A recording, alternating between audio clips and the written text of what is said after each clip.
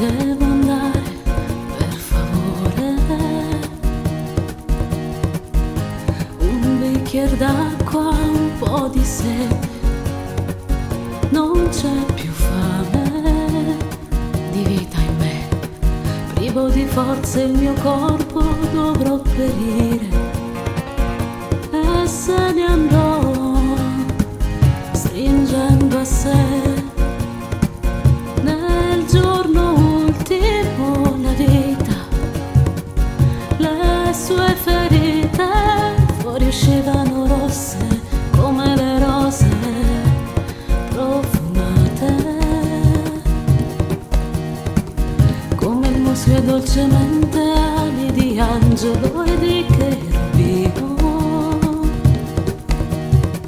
sollevarono da terra Paolo, papà mio, perché Dio lo volle a sé, dargli onesta ricompensa.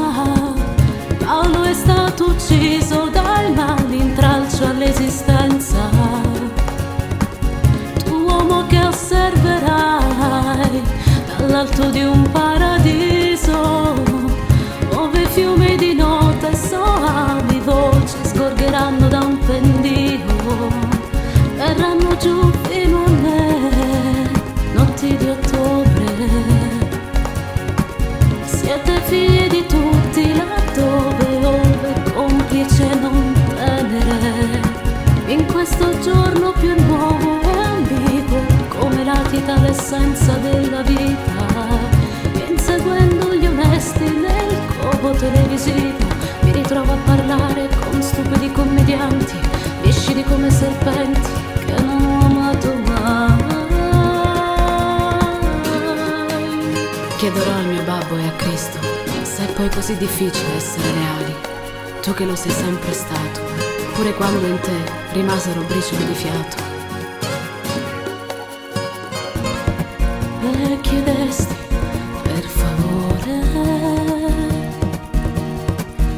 un sorso d'acqua prima di ispirare, per te vivrò, oh papà mio, forse avversi alla mia vita dovrò colpire e canterò anche per te.